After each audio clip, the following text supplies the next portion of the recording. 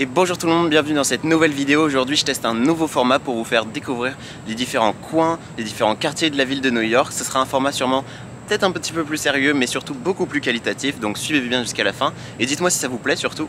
Aujourd'hui on se retrouve dans le poumon vert de New York, le plus grand parc de Manhattan. Bref, bienvenue à Central Park.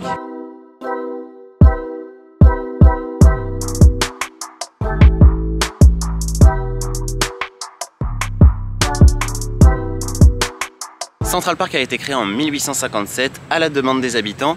Ils étaient 200 000 à l'époque, ce qui était pas mal pour le 19e siècle, même si ça paraît peu aujourd'hui. À cette époque-là, Central Park c'était un gros terrain vague, une friche, et ils ont dû le remodeler un peu. Donc il y avait des marais, il y avait pas mal de roches qu'ils ont détruits avec des explosifs. Et puis ils ont surtout planté beaucoup d'arbres, et tout ça, ça donne le parc qu'on connaît à peu près aujourd'hui, même s'ils l'ont modifié entre deux.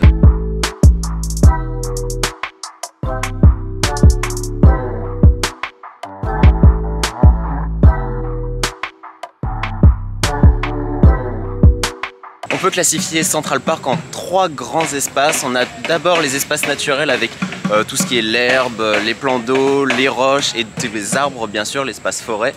Ensuite on a le plan sportif, donc c'est-à-dire qu'on a tous les terrains de baseball, il y en a vraiment une tonne ici. On a des squares, des équipements de musculation, on a aussi toutes les pistes cyclables et les pistes pour courir, il y en a beaucoup aussi, tout le long de Central Park. Et enfin on a les espaces culturels, donc avec le zoo, il y a même un château ici. Et le musée d'art, le Met, qui est très connu et que d'ailleurs j'ai oublié la dernière fois.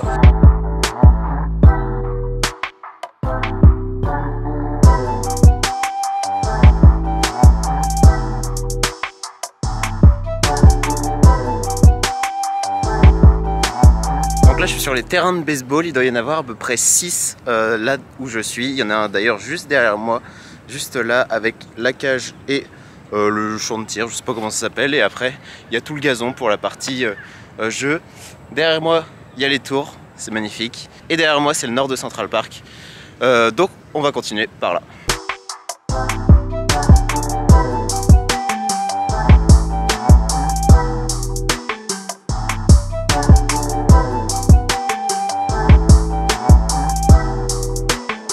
Enfin, si Central Park est aussi connu, c'est aussi pour ses animaux, donc il y en a partout, dans l'eau, sur terre, dans les airs. Dans l'eau, on trouve surtout des tortues qui sont vraiment très visibles, avec des poissons aussi, il y en a de toutes tailles, toutes sortes. On a sur terre tout ce qui est écureuil, et il y a aussi des rats, effectivement, il y en a même plus qu'à Paris, je trouve, il y a plus de rats. Mais bon, c'est pas trop dérangeant, en théorie on voit plus d'écureuils que de rats. Et enfin dans l'air, on a tous les oiseaux, donc on a des hérons, on a des oies, on a des pigeons, on a des mouettes, et sûrement d'autres sortes dont je connais pas encore le nom.